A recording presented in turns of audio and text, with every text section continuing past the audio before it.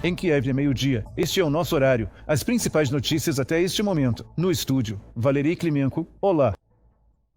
A Rússia realizou um ataque com drones na região de Chernihiv. Uma instalação de infraestrutura energética foi atingida pelo bombardeio, informou o chefe da administração militar regional, Vyacheslav Shaus. Nos locais atingidos surgiram incêndios, que foram rapidamente controlados. Mais de 26 mil clientes em Bobrovitz e localidades vizinhas ficaram sem fornecimento de energia elétrica. Os trabalhos de restauração estão em andamento. No total, em um dia, os russos atacaram a região de Chernihiv 20 vezes. Explosões foram registradas em 13 localidades. Uma família com 2 filhos morreu na região de Sumi em consequência de um ataque russo. Quem informou isso foi o chefe da administração militar regional, Oleg Grigoyev. Durante a noite, os invasores atingiram deliberadamente uma casa residencial com um drone. Os bombeiros retiraram dos escombros os corpos de 4 pessoas mortas, os pais e seus filhos de 6 e 4 anos. Militares ucranianos destruíram 2 lançadores russos Sontsepp na direção de Kupiansk. O comandante do 429º Regimento Independente de Sistemas de Drones, Assilis Yuri Fedorenko, publicou o respectivo vídeo. Segundo ele, com esse sistema lança-chamas, os ocupantes russos atacam posições das forças de defesa e localidades ucranianas. O Sontsepp dispara munições incendiárias ou termobáricas. O sistema é destinado à destruição de tropas, fortificações e veículos leves.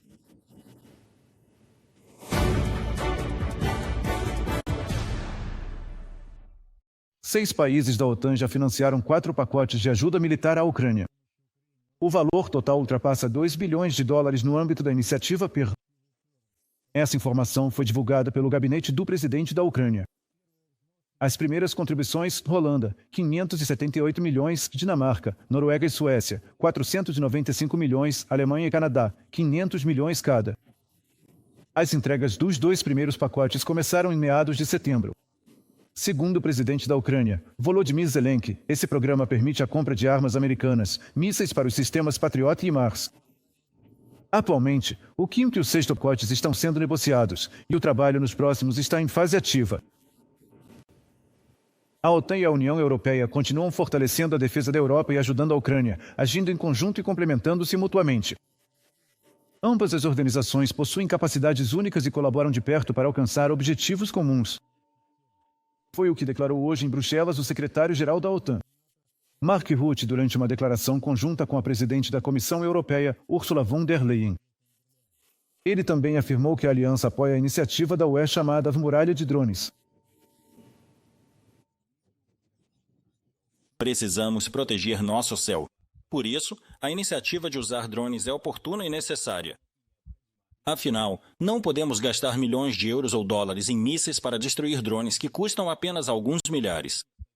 Por isso, precisamos de uma muralha de drones. Mas no que diz respeito à Ucrânia, ela é nossa primeira linha de defesa. Ajudamos os ucranianos porque isso diz respeito aos nossos valores, assim como a nossa segurança coletiva, a nossa primeira linha de defesa. É fundamental que eles continuem lutando, e nós continuamos também. 2 bilhões de euros para a produção de drones. Sobre esse acordo com a Ucrânia, informou a presidente da Comissão Europeia, Ursula von der Leyen. Segundo ela, a Ucrânia é a primeira linha de defesa da Europa e precisa ser fortalecida. A ajuda de 2 bilhões permitirá que os ucranianos ampliem suas operações e realizem todo o seu potencial.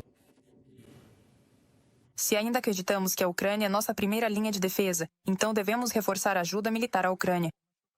Por isso, especificamente, chegamos a um acordo com a Ucrânia de que, agora, um total de 2 bilhões de euros será destinado aos drones.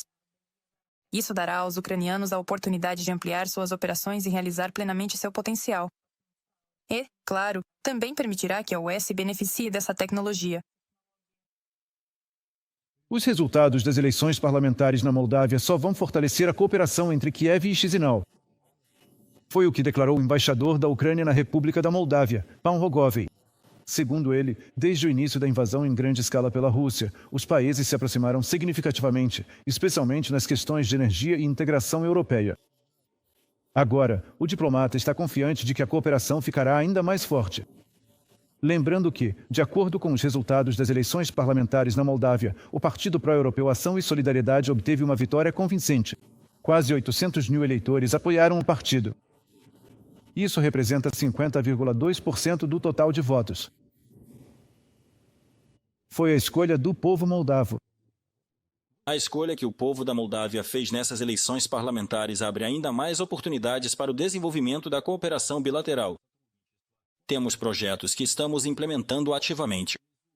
São projetos nas áreas de infraestrutura e setor energético.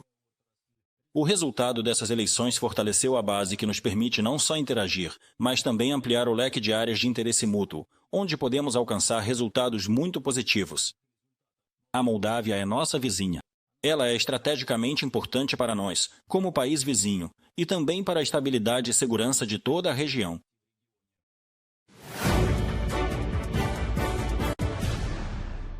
O Reino Unido vai implantar na Dinamarca meios para combater drones. Essa decisão está relacionada a uma série de incidentes com drones desconhecidos no país. Foi o que afirmou o ministro da Defesa britânico, John Healey, em entrevista à imprensa.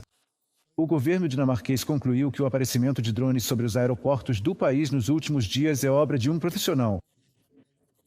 Segundo Healey, a implantação de meios de defesa antiaérea contra drones na Dinamarca é necessária como resposta aos ataques de drones. Ninguém deve duvidar de que estamos enfrentando um nível de atividade e agressão na região do Báltico que representa um desafio para nós e para outros países. Após a Polônia, a Estônia também alertou seus cidadãos contra viagens à Bielorrússia. A declaração foi feita pela diplomata do Ministério das Relações Exteriores da Estônia, Angela Saarma, segundo informou a emissora nacional de rádio e TV da Estônia, segundo a funcionária. Foram registrados muitos casos, tanto na fronteira quanto dentro da Bielorrússia, em que estonianos foram interrogados ou detidos.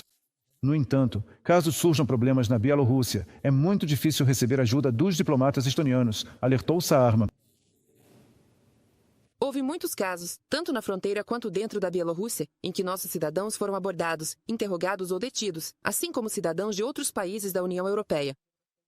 Desde maio de 2024, não há diplomata da Estônia na representação estoniana na Bielorrússia, e também não há diplomata bielorrusso na Estônia. Também não temos cônsul na Bielorrússia. Angela Saarma, diplomata do Ministério das Relações Exteriores da Estônia, em matéria da emissora nacional de rádio e TV da Estônia. O presidente dos Estados Unidos, Donald Trump, anunciou um plano de cessar-fogo em Gaza. Ele também expressou esperança na assinatura de um acordo de paz. O líder americano declarou isso durante uma conversa com o primeiro-ministro de Israel, Benjamin Netanyahu. Trump destacou que, se os representantes do Hamas recusarem o acordo, ficarão sozinhos. Afinal, todos os outros já aceitaram. No entanto, Trump ressaltou que tem um pressentimento positivo e acrescentou que todos entendem que o resultado final deve ser a eliminação de qualquer ameaça vinda do Hamas na região. O que espera os palestinos no futuro? Ninguém sabe ao certo. Mas o plano que apresentamos hoje tem como objetivo a cessação imediata da guerra, o retorno de todos os reféns, o retorno de tudo. É difícil de acreditar quando você diz isso em voz alta. Ele também prevê a criação de condições para a segurança duradoura de Israel e o sucesso dos palestinos. A segurança de Israel será levada em consideração. Nós vamos ajudar vocês. Estaremos ao lado de vocês, ajudando a garantir a segurança. Queremos apenas ter certeza de que tudo funciona. Nenhum tiro deve ser disparado agora. Imagino que isso vai acontecer de qualquer maneira, porque é assim que parece. Mas isso não deve acontecer nos próximos dias. Nenhum tiro deve ser disparado. A China atingiu uma frota paralela que transportava petróleo sancionado, escreve a Bloomberg. Pequim está restringindo o acesso de petroleiros antigos a um dos seus maiores terminais de petróleo no porto de Qingdao. Na opinião de analistas, isso pode ser um golpe doloroso para a exportação de combustível da Rússia e, consequentemente, para a capacidade do Kremlin de financiar a guerra contra a Ucrânia. Mais detalhes na nossa matéria. No dia 1º de novembro, entram em vigor novas regras no porto de Qingdao. A proibição vai atingir navios com 31 anos ou mais, assim como petroleiros que alteraram seus dados de registro na Organização Marítima Internacional ou que possuem certificados inválidos. As mudanças foram adotadas depois que os Estados Unidos impuseram sanções contra o operador de petróleo no porto da cidade de Qingdao, um importante ponto de transbordo para o fornecimento de petróleo iraniano à China. Segundo a empresa de análise Clair, desde o início do ano o porto recebeu do Irã cerca de 300 mil barris de petróleo bruto por dia. No total, por ele passa cerca de 1/6 de todo o petróleo bruto importado pela China. Essa medida é vista como direcionada contra navios que transportam petróleo sancionado do Irã e de outros fornecedores sensíveis. As restrições foram impostas depois que, em agosto, os Estados Unidos sancionaram uma operadora de petróleo localizada no porto de Dunsiakul, na cidade de Qingdao, por receber petróleo bruto iraniano transportado por um navio que já estava sob sanções de Washington, segundo publicação da agência Bloomberg. O porto na província de Shandong será avaliado por um sistema especial de pontuação. Serão levados em conta a idade da embarcação e a existência de seguro de responsabilidade por poluição ambiental. Um petroleiro com pontuação baixa pode ser impedido de atracar. O porto de Qingdao já está perdendo participação no mercado de importação de petróleo bruto em Shandong, caindo de mais de 40% em 2020 para cerca de 20% a partir de 2024. Isso porque, nos últimos anos, portos vizinhos expandiram os cais para navios petroleiros de grande porte. Seu papel no processamento de petroleiros de alto risco também é relativamente pequeno em comparação com outros portos de Shandong. Emma Lee, analista sênior do Centro Vortex, em publicação da agência Bloomberg. De acordo com os dados da alfândega da China, o comércio entre Rússia e China já está passando pela maior queda desde o início da guerra em grande escala da Rússia contra a Ucrânia. Só nos primeiros 8 meses de 2025, o volume de comércio caiu quase 9%. Houve uma redução tanto nas compras chinesas de produtos russos quanto nas exportações de produtos chineses para a Rússia.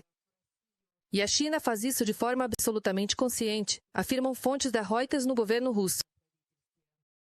Segundo especialistas do Instituto Gaidar, citando dados detalhados da alfândega chinesa, a China reduziu a compra de quase todos os tipos de matérias-primas russas.